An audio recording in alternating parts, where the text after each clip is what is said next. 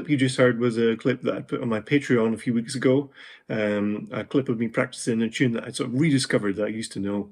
And it's called Snap a Little Owl. And it's by John Renbourn, just one of the most incredible fingerstyle guitarists there's ever been. Sadly no longer with us. British guitarist. If any of you are sort of vaguely knowledgeable of the folk scene in the British Isles, then you'll know his name. He was in a band called Pentangle. I was lucky enough to have a lesson with him when I was a music student, and he was such a lovely guy, very interested in what I was doing, and sort of very open with all of his knowledge, and just seemed delighted to be talking to another guitarist. So yeah, this is one of his tunes that's got some real jazzy, bluesy kind of influences as well as the folk stuff. It's fiendish, absolutely fiendish to play. It's kind of Tommy Emmanuel sort of style, with the thumb playing this really weird bass line, and then this melody over the top. So it's a real challenge. And then there's this second part. So it was recorded on an album with an American guitarist called Stefan Grossman. They did a few albums as a duo. So it's got this cool second part above that's sort of like harmony, counterpoint. It's all there. It's fantastic. So I thought I'd record both parts. This stuff isn't as well known as it should be, so this is my attempt to sort of put it more out there, and hopefully a few people discover their music and get interested in it. So yeah, Snap a Little Owl. I mentioned my Patreon. I'm starting to put more things on there. If you want to get a bit of exclusive content, I may even put a little transcription of the main part of this tune up quite soon. So if you're interested, head over there. It's about $5 a month, and you get lots of fun exclusive things. And put thumbs up on the video if you enjoy this, subscribe if you don't already, and I'll see you in another video very soon.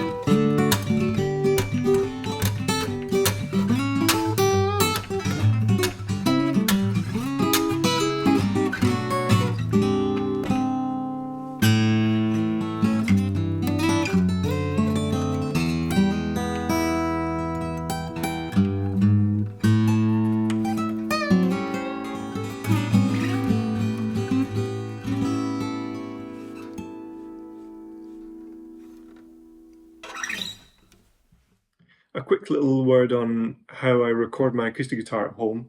It's far from perfect. This room is not in any way soundproofed. This is my kitchen, basically.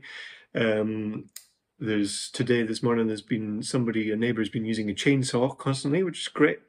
The cat flaps in the wind.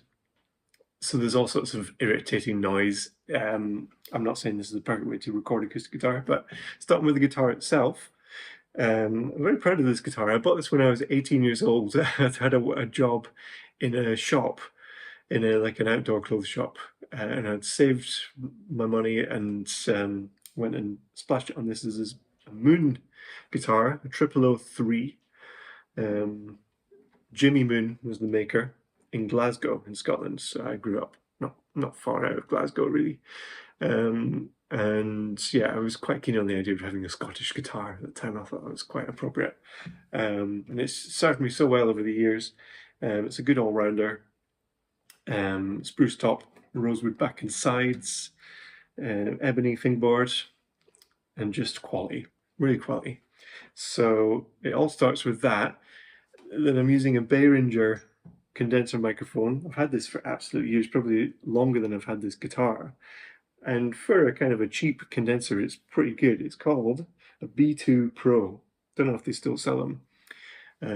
But I just point that somewhere in the 12th fret and do a bit of experimentation with distance and just use your ears and trust what sounds good to you. And then I'm taking a DI as well. This guitar has a Fishman Ellipse blend pickup, which is an internal microphone, condenser microphone, and an undersaddle piezo pickup that you can blend the amount. I'm using only the mic in this, and it's just for a little bit of sort of extra, some of the percussive stuff it picks up quite well, and just an extra signal that I can blend in. I'm using mostly the condenser, the proper one, but the internal one, so it's going into my LR Baggs Para Acoustic DI, which just gives me a few options for EQing and stuff before it actually reaches the recording stage, and then into my Focusrite into Logic. So yeah, it's quite a basic setup. You get all sorts of extraneous noise and things, but it kind of works, you know. I don't feel like I record enough acoustic guitar, so maybe I'll do a few other sort of videos like this soon. And yeah, that's about it, really.